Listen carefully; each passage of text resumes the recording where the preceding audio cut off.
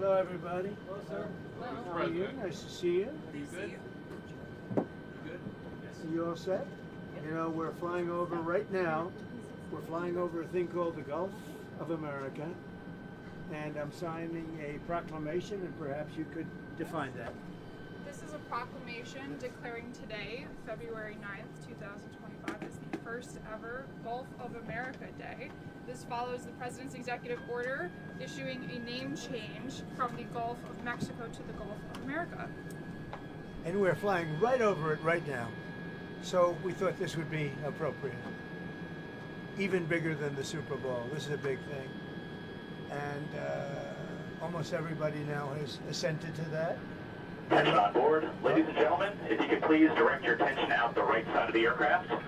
Air Force One is currently in international waters, for the first time in history, flying over the recently renamed Gulf of America. Please enjoy the flight, and we are now about to head westbound to Super Bowl 59. Wow, he did that well. That's a good Isn't that nice? You know, what about make America great again, right? That's what we care about. Okay, here we go.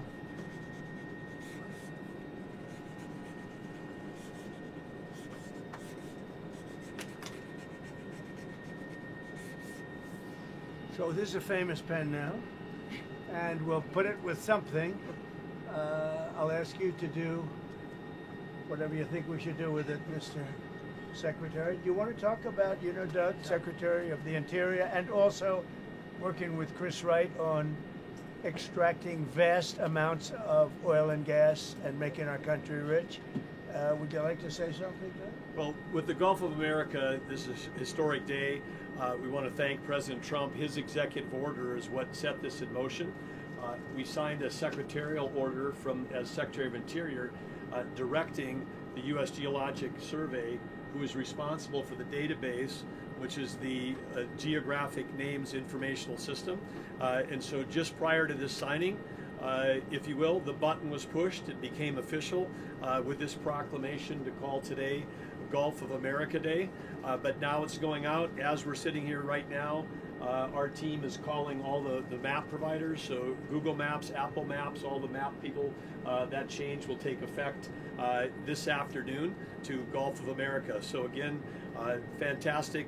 Thank you, President Trump, for setting this all in motion with your executive order. It's an exciting, fun day, and great to do this as we're flying over the Gulf of America. We thought it would be very appropriate. Catherine, thank you very much for being here. So It's happy been a to very be here. important part of his life. And who knows what would have happened to it without you? It might not have been good. Here you go. Okay. Have you talked to Mexico about this? Do they have Actually, interestingly, I've never spoken to him about it. It was our call, and I have not spoken to him about. I've spoken to him about many other things, but I haven't really talked to him about this. They have never brought it up. I'm a little surprised at that, but they've never brought it up. Sir, can you tell us about your conversation with Vladimir Putin? I don't want to do that now. No, we're trying to end that war. It's a war that would have never happened if I were president. Would have never happened. But we're making progress, but I can't tell you. You suffered a couple of court losses, Mr. President, and J.D. Vance said judges aren't allowed to control the executive power. What's your take on that? But we're going to see what happens. We have a long way to go, and we're talking about fraud, waste, abuse, and when a president can't look for fraud and waste and abuse, we don't have a country anymore. So we're very disappointed with the judges that would make such a ruling, but we have a long way to go. We have to find all of the fraud that's going on. We have tremendous fraud, tremendous waste, and tremendous abuse, and theft, by the way. And the day you're not allowed to look for theft and fraud, etc., then we don't have much of a country. So no judge should frankly be allowed to make that kind of a decision. It's a disgrace. Mr. President, Gulf of America, Canada, Greenland, Gaza, all these are very muscular foreign policy. How does this align with America First? Because it makes us bigger, stronger, and better, and more protective. We need Greenland because of national security, international security, world peace. And we'll have to do that. Canada, we'll see what happens with Canada, but the people of Canada would be paying less than half of the tax. If you look at the tax, they're going to be paying less than half the tax. You know, they don't pay very much for military, and the reason they don't pay much is they assume that we're going to protect them. That's not an assumption they can make, because why are we protecting another country? Now, I love the people of Canada. We have a great relationship. But if they became our 51st state, it would be the greatest thing they could ever do. It would be unbelievable. It would be a cherished state. And think of how beautiful that country would be without that artificial line running right through it. Somebody drew it many years ago with a ruler, just a line. You look at how beautiful that is, wow, it would be very exciting. But if you look at Canada, it would be cherished as a 51st state. They don't pay their share of military in NATO. They pay very little for military. They're not protected at all. And the reason is they think we're going to protect them. The other thing is we subsidize them to the tune of about $200 billion a year. If we stop doing that, if we stop allowing them to make cars through tariffs and other things, cars, trucks, etc., what they make, they're not viable as a country. So would you agree that it's a more aggressive foreign policy than your first term? And why is that? It's more aggressive. It's better. Why? Because I think I've had a lot of experience. And in my first term, I was fighting everybody because they were very aggressive toward me. I always said survival and taking care of the country, not necessarily in that order.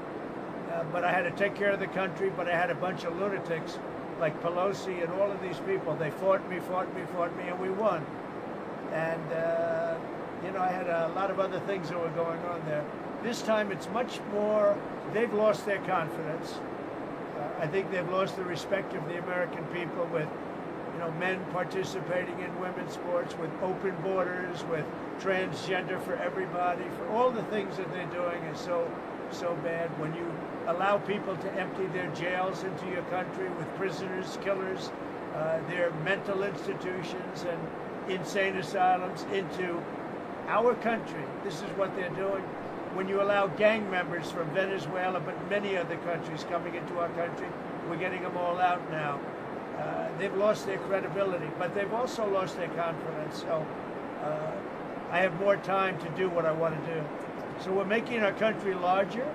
We're making our country stronger.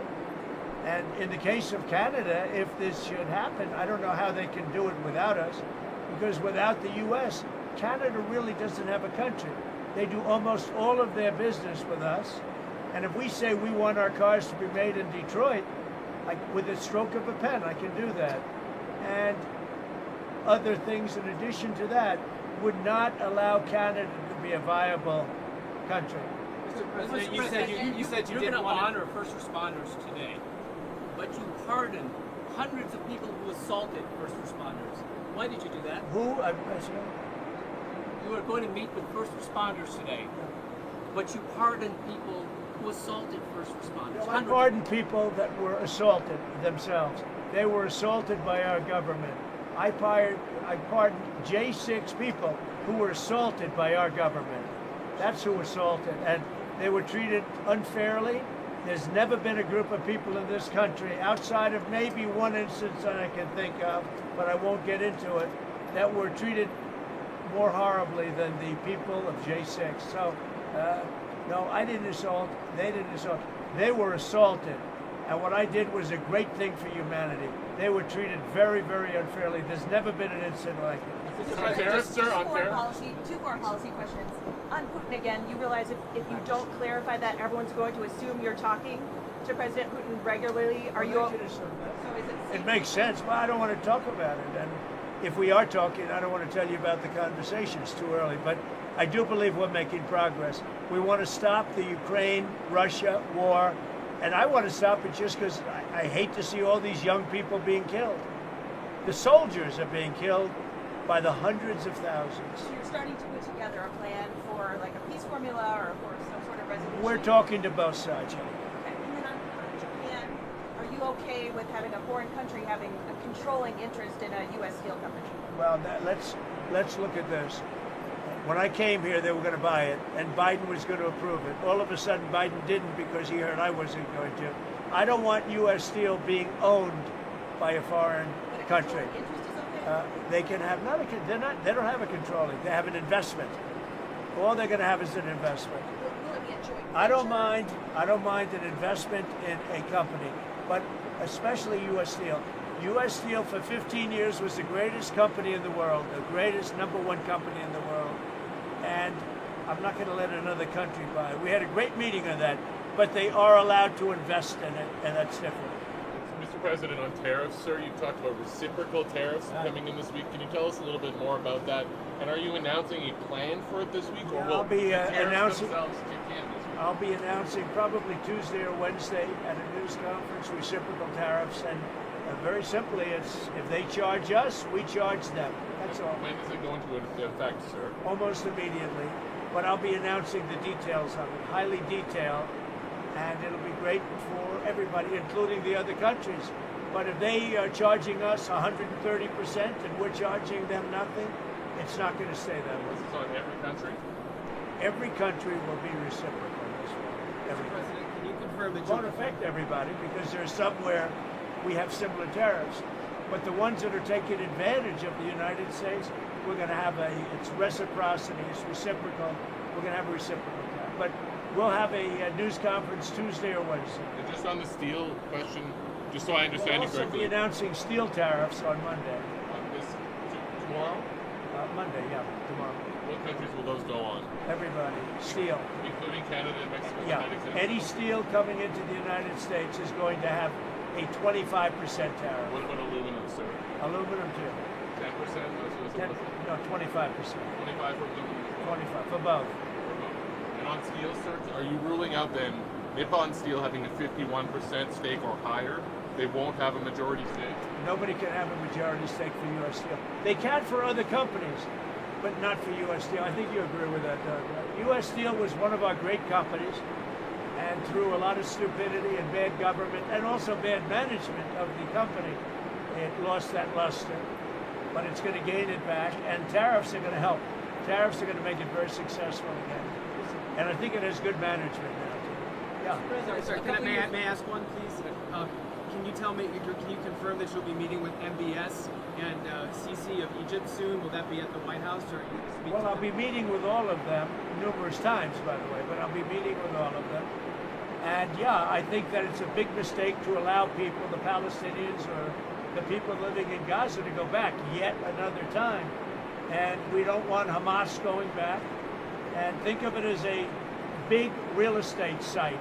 And the United States is going to own it and will slowly, very slowly, we're in no rush, develop it. We're going to bring stability to the Middle East, to a totally war-torn part of the Middle East. A part of the Middle East that has caused tremendous problem, the Gaza Strip. And we'll own it. It's totally demolished right now. It's a demolition site. It'll be reclaimed. It'll be leveled out, fixed up. There won't be anybody there. Hamas won't be there. We'll be building through other of the very rich countries in the Middle East. They'll be building some beautiful sites for the people, for the Palestinians to live in. They'll be living in harmony and peace probably for the first time in hundreds of years. And just to clarify, I know you don't want to tell us about your conversation with President Putin, but can you clarify whether you had that since you've been in office, or whether it happened before you became president? I've had it. Let's just say I've had it. As And president, I expect to have many more conversations. We have to get that war ended. It's going to end, and we have to get it ended. And we have to get it ended soon. Should have never happened, would have never happened if I was president. Mr. President, a couple of years ago, your vice president suggested that if the Supreme Court rules in a way you don't like, just let them enforce it. Do you agree with that? Say it, the last part. The vice president suggested that if the Supreme Court rules in a way that you don't like, they can just enforce it by themselves. Do you agree with that? I don't know even what you're talking about. Neither do you. Who are you with? HuffPost, sir. Who? HuffPost. Oh, no wonder. I thought they died. Are they still around? I haven't read them in years. I thought they died. All right, go ahead. Who else? On security clearances, you've been yanking a lot of them. Why does it make the country safer to take away the AG's security clearance? And is that a form of retribution? Which is If there's somebody, no. If there are people that we don't respect, if there are people that we thought that were breaking the law or came very close to it in previous years, we do it. And we've done it with some people. We've done it with Biden himself. We think our country is not as safe if you gave him clearance. We don't think he knows what he's doing. And what he's done to this country is a disgrace. And what he's done in terms of allowing criminals, murderers, drug lords into our country, people from mental institutions into our country, he should be ashamed of himself. Is that a legally valid reason? On deportations, there's been some reporting that you've been upset that there haven't been more deportations. Can you clarify that? I think they're doing an incredible job. It's very tough. Deportations, finding murderers is not easy. Some of them are actually very smart. They shouldn't be in our country. They wouldn't have been. We had beautiful, we just set records for closure. We have the strongest border we've had in many years, since my term. But even for many, many years, decades before that. They're doing an amazing job. I think Tom Homan's doing an amazing job. Kristi Noem is doing an amazing job. But it's not easy finding murderers who know they're being looked for. But we're sending out thousands of people. We're getting rid of thousands of criminals from our country.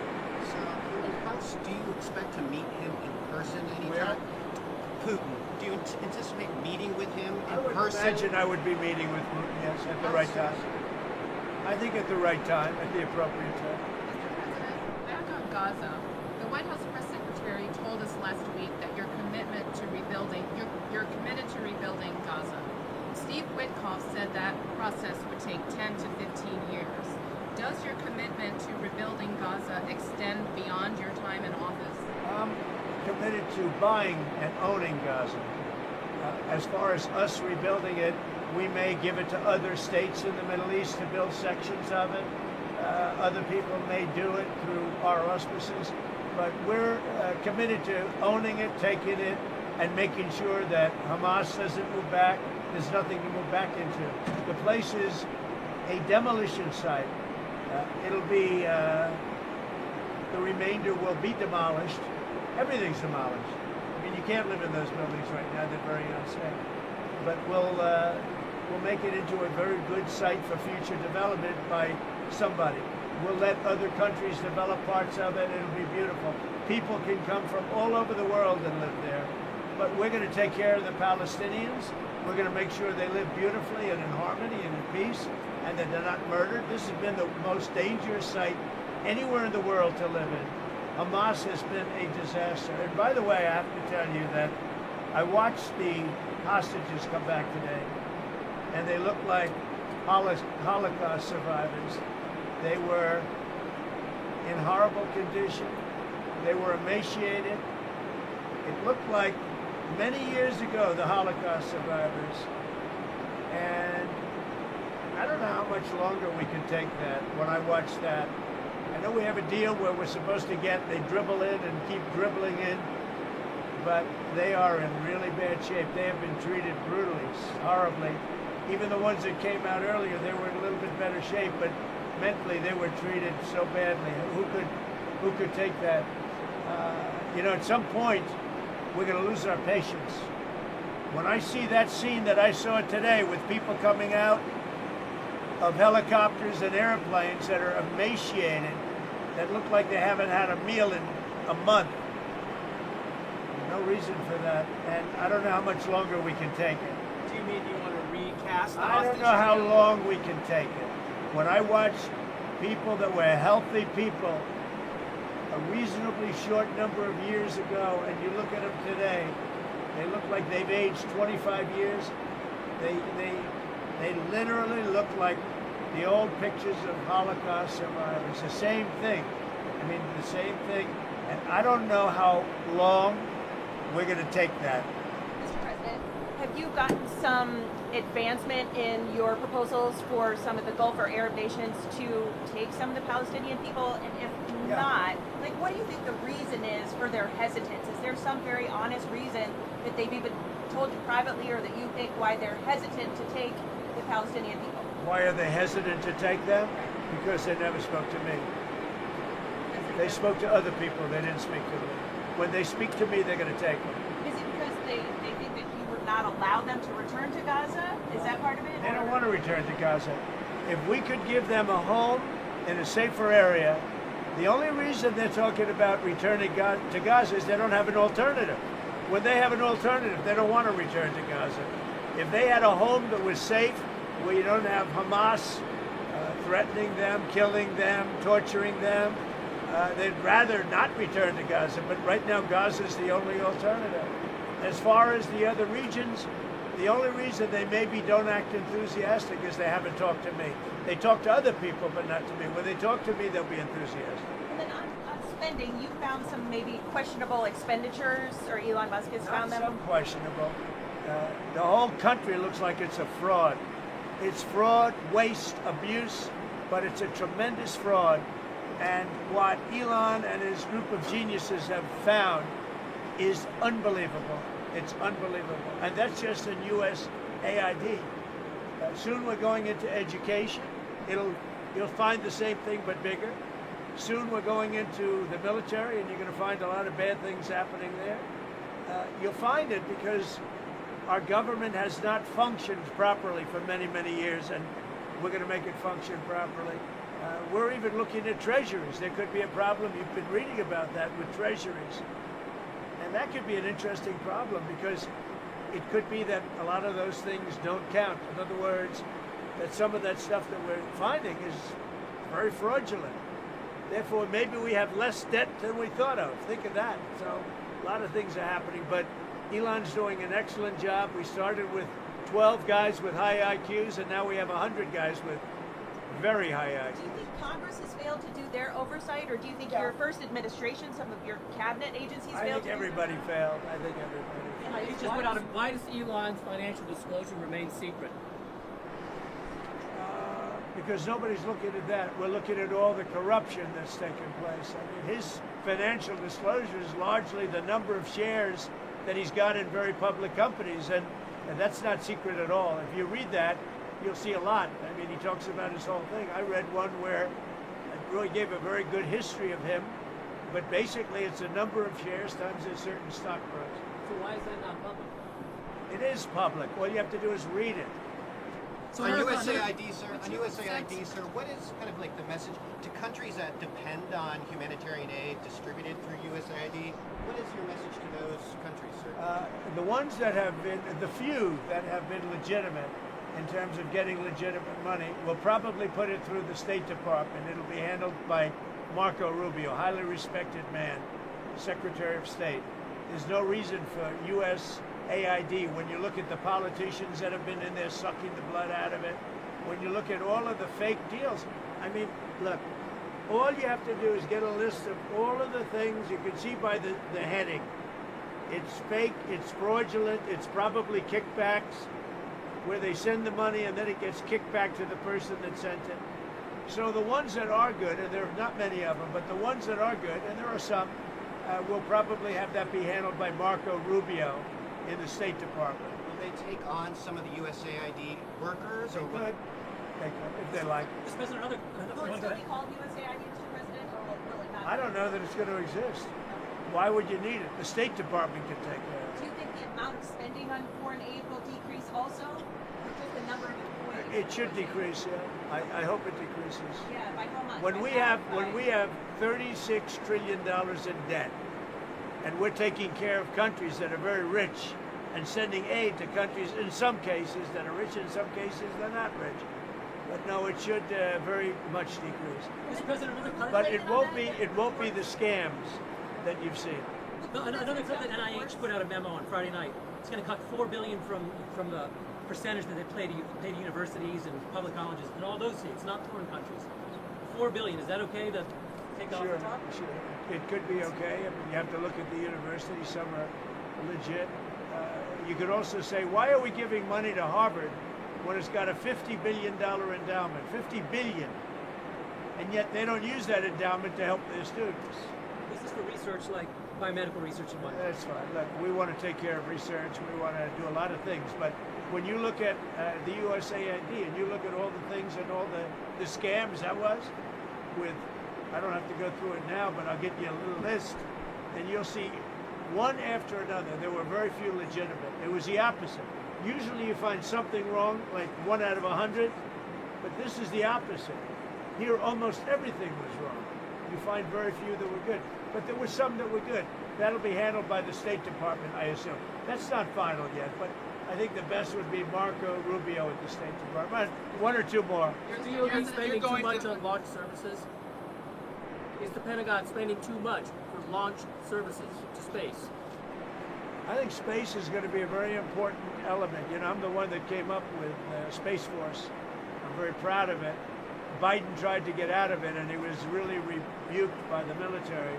I think space is going to be one of the most important things we do. It's going to be all about space, especially defense. So space is very important. Mr. President, would you accept Palestinian refugees into the United States since you're looking to other countries to I'd have accept to them look. also? I think it's a very far distance for them to travel, but I'd have to look at individual cases. But I do think that coming into the United States, we've taken a lot of people, but coming into the United States, it's a long way for them to travel. They're far away from their families and their friends and everything else. I think they'd be very happy staying in the general area with in a place that was safe, where they could be safe and lead a good life. They don't want to go back to Gaza. As I said, I've said it a lot. They only go back because they have no alternative. They don't want to go back to Gaza. So we'll see. We hope that we'll be helped by Egypt. We hope that we'll be helped by Jordan. We hope that we'll be helped by other countries. We hope that some of the, like Saudi Arabia and others, can spend some money on it. They have tremendous amounts of money. They'll spend some money on making people comfortable and safe. One question about the Super Bowl. You're going to the game. One of the big things that you've done so far in office is cracking down on DEI. I saw that the NFL commissioner said, I think this week, that they're happy with their diversity program. What's your take on that? Would you like to see any changes there? I don't know what the diversity program is. To be honest, I know Roger very well. I'd have to look at what he said he's happy with. He was happy also with the flag and a lot of other things that didn't work out too well. We'll have to see what he was happy with. But right now, that's, you know what the law is. The law is the law, and it changed, and it's been backed up by the U.S. Supreme Court. But we'll see. There are a lot of interesting things going on right now. I'll tell you what, there's a light over the United States. People are happy. They're more confident. The approval ratings for this country have gone through the sky. More than at any time we've had approval ratings that there's never been anything like it. We've never seen 49 points up. 49 points up. And I think there's a light actually long beyond this country, all over the world. I've been called by other leaders.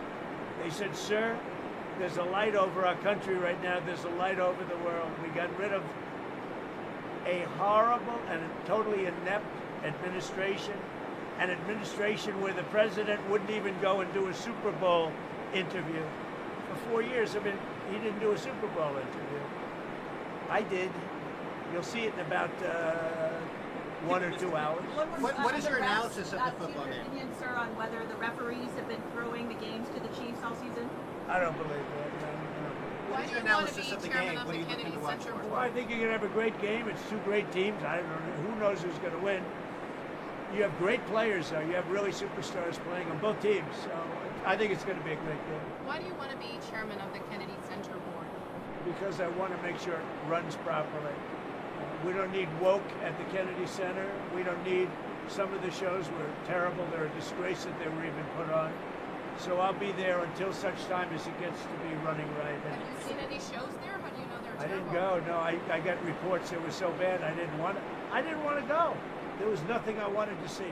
Thank you very much, everybody. About Modi, sir? About Modi, you're meeting Modi? I look forward to it.